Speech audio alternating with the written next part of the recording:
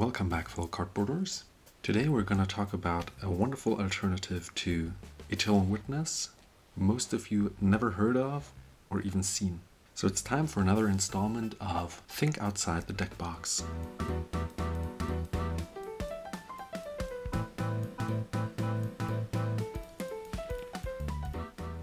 The wonderful card I wanted to show you today is Reap. I got a German version here, but I'll read you the translation. Reap allows you to return up to X cards from your graveyard to your hand, where X is the amount of black permanents that one of your opponent controls. It's an instant and it only costs 1 and 1 green. This card can be had for under $1, is an uncommon from Tempest, and has never seen a reprint as of the filming of this video. Now, my argument would be this for the card. In most EDH games, you have at least one player that plays black or has a deck that contains black cards and therefore black permanents that stick on the battlefield. So worst case scenario would be this: you cast it for 2 mana and get 1 card out of your graveyard.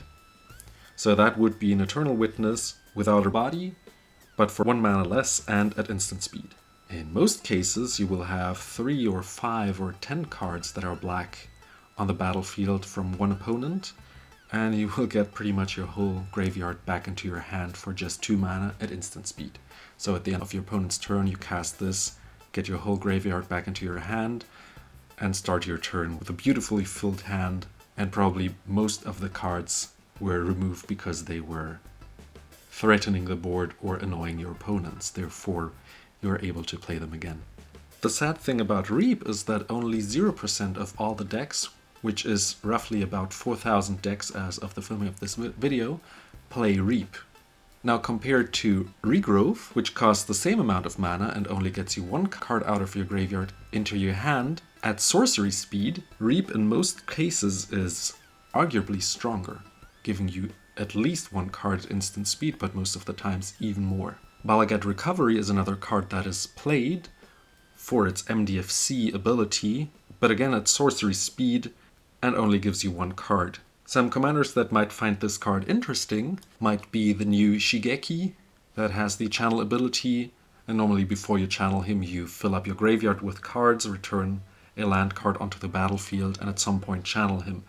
But your deck is built around milling yourself, or decks that play him, and his channel ability is quite restricted and also quite expensive. Therefore Reap is a great addition, or even a great alternative to his channel ability.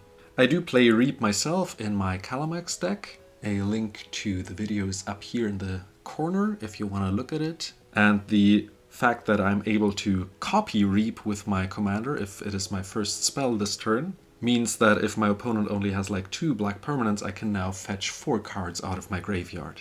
So copying this means more cards out of my graveyard, probably more instants, which I'm gonna copy again with my commander later on in the game. Another commander that came to mind was Tassiger, who loves to use his Delve ability to come into play cheaper and faster, but also likes to filter out his graveyard to force your opponent to give you certain cards. With Reap you could fetch the cards you want into your hand without having to use Tassiger's ability, and then with Tassiger's ability, if this is the last card, Reap, you could get this into your hand even, given that the next 2 cards are lands, obviously. But that's why you normally play like a card like Eternal Witness or Regrowth or Balagat Recovery in such a deck as well. Which is why I would argue if you play any of those 4 named cards or similar cards, like Reclaim for example, you should also run Reap, just because it's such a great card and very undervalued, and as you've seen, underplayed.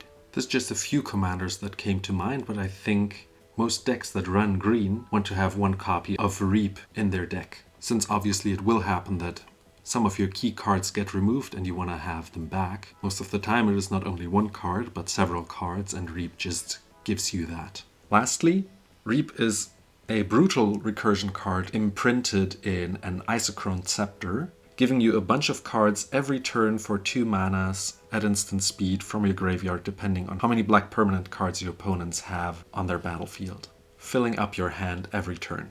But now I want to hear from you guys. Do you play Reap in one of your decks? Do you know any other undervalued cards that you want to share with the channel? Let me know in the comments below, and I hope to see you in the next video. Bye bye.